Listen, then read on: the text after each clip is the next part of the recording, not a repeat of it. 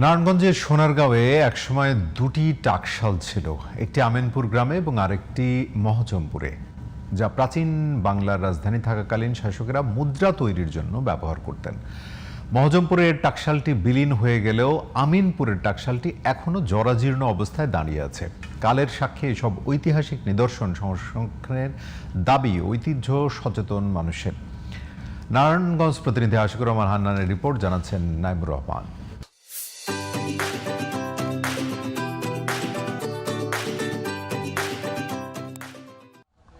নারায়ণগঞ্জের সোনারগাঁওয়ের মহজমপুর এলাকায় ছিল সুলতানি আমলের টাকশাল, আর আমিনপুরে পানামনগরের কাছে ছিল ক্রোড়িবাড়ির টাকশাল।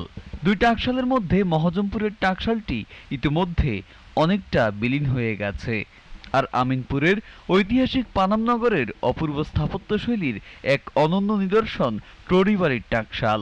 প্রায় 500 বছরের পুরনো টাকশালটি এখন পরিত্যক্ত একটি ভবন।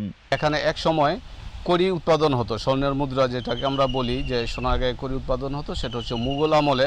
প্রতিদিন এখানে দেশি বিদেশি অনেক পর্যটক আসে এই কুড়িবাড়ি দেখার জন্য, টাকশালটি জরাজীর্ণ ভাঙা টাকশালটি দেখার জন্য। তারা দেখে অনেকেই ব্যথিত হন এবং খুব দ্রুত যদি এটা সংরক্ষণের ব্যবস্থা করা না হয় তাহলে আমার মনে হয় আর কয়েকটা বর্ষা আসলেই এটা একেবারে ধ্বংস প্রায় হয়ে যাবে। এটা যদি প্রত্নতত্ত্ব অধিকার যদি সংস্কার করতো তাহলে আমাদের এলাকাটা অনেক সুবিধা হতো বা অনেক পর্যটক এখানে আসতো।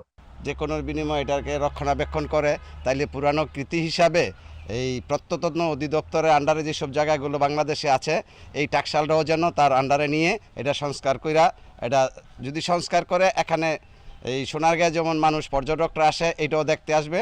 ক্রোড়িবাড়ি টাকশালটি সংস্কার করে ধ্বংসের হাত থেকে রক্ষা করা উচিত বলে মন্তব্য ইতিহাস ঐতিহ্য প্রত্নসম্পদ রক্ষা কমিটির সদস্য রবিউল হোসাইনের।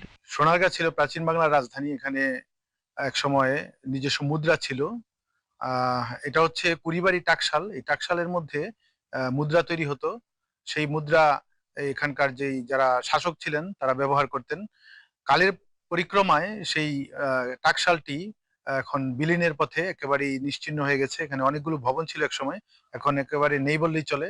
তো এগুলো বাংলাদেশ প্রত্নতত্ত্ব অধিদপ্তরের কাছে আমাদের আবেদন থাকবে এই স্থাপনাগুলো যাতে সংরক্ষণ এবং সংস্কার করা হয়, যাতে করে আমাদের ভবিষ্যৎ প্রজন্ম এগুলো দেখে তারা আমাদের সঠিক ইতিহাস সম্পর্কে জানতে পারে। Naimur Rahman, GTV news.